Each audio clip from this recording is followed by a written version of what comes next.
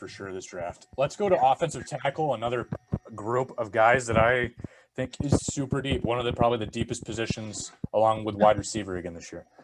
Yeah, there's a lot of guys that probably could be considered first, maybe second round grades that maybe even end up in the third round. I agree.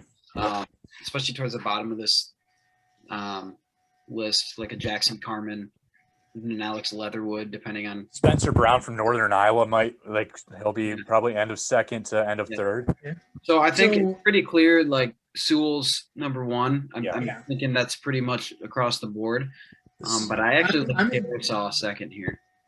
Okay, I was going to say the interesting part is between Darrisaw and Slater. I have Slater second. I do too. I have Slater number 2. I just think maybe it was because I watched him play at Northwestern for so many years against Michigan, but I've just never I actually know his name just from name recognition. So if I just know an offensive tackle from Northwestern's name, I'm like, oh, he's got to be good. But yeah, and then so yeah, I put Slater and then Darrisaw, and then I'm interested to see what you guys did with the next. I think there's 4 guys who could split up these our 4th and 5th position, but I had Jenkins and Mayfield. Mm-hmm. So those are and I went homer on it because I really think that when Michigan gets a premier tackle, and it really felt like Jalen Mayfield was a premier tackle, obviously until the injury took him out this year and potential opt out with COVID. Jalen Mayfield gave me a lot of good vibes if he would have stayed even another year, and maybe it could have been a Jake Long type of guy. Taylor Lewan. I think when Michigan gets tackles like that, I think they typically it translates well into success. Now I don't like to lump in it's the same thing people do with Ohio State quarterbacks.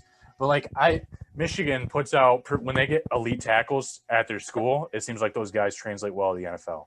Yeah, right. So I do have my homer in me. I think maybe pushed him to 4 on my list, but because I have Sewell, Slater, Darrisaw, Mayfield, and then I put Alex Leatherwood from Alabama.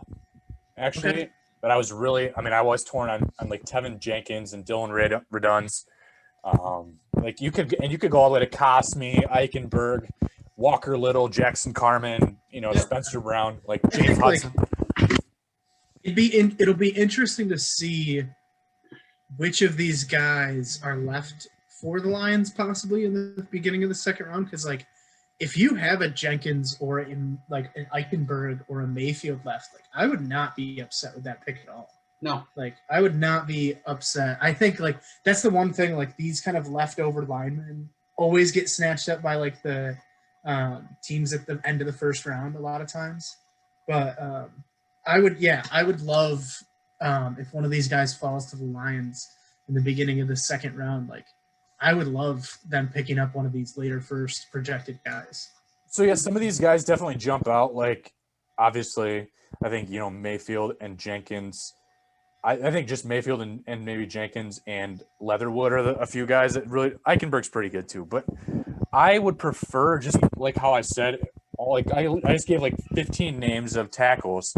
I think even in the early round of the third, you could get a tackle if you can't really hit on some of these guys.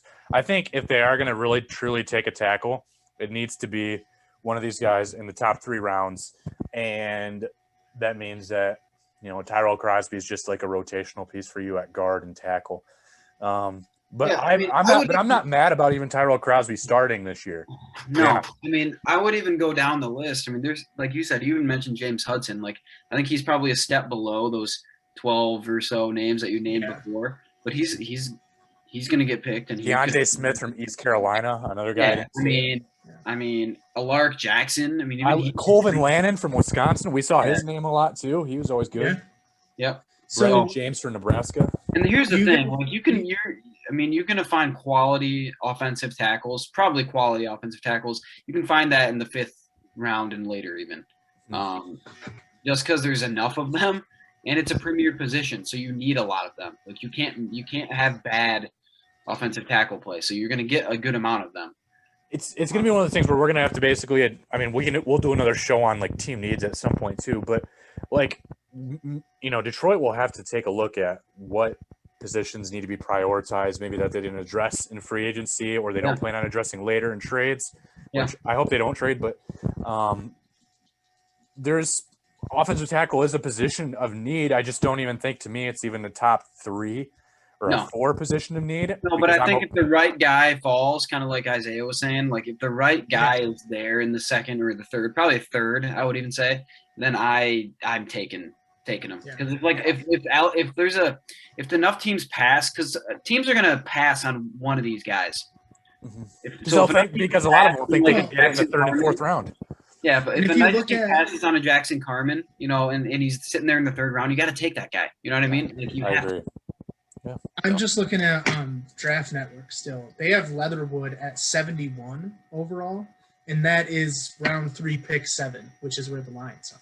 I like Leatherwood in the 3rd round a lot. That dude's a If beast. he's there in the 3rd, like you take that, and every one of your fans is happy. Yeah. And you I can. mean, I think the I thing remember- about Leatherwood that I like is that I think he wants to play tackle.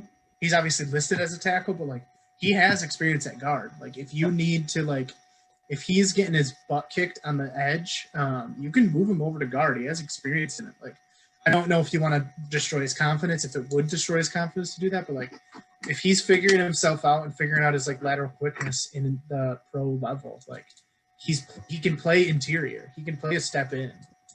So I just remember being like, I'm usually excited when you find a quality guy, and even Tyrell Crosby is on the Lions still, and it's the same thing with like Amani Arawarie. They found those guys in like the 5th round and 6th round, and I had Tyrell Crosby that year. I had Tyrell Crosby listed as a 3rd round talent, and I had Amani Arawarie listed as a 2nd round talent.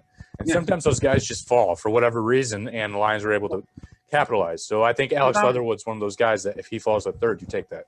Well, it's about Yeah, team for needs too. Teams are paying a crap load of money to these premier offensive tackles, right? It's like Yes. it's beyond quarterback and the top end skill position players. Like it is the position that you're going to pay all the money to because they're protecting the blind side of your QB, right? Typically. So, if they already are, if a lot of these teams are already paying all this money to their premier offensive tackle, they're not going to pick one in the 1st round. They're not going to pick one even in the 3rd round. You know what I mean? So these good offensive tackles will fall to the 3rd, 4th, 5th, 6th round sometimes, and you're like, how did that happen? Well, that's why. One, there's a lot of them.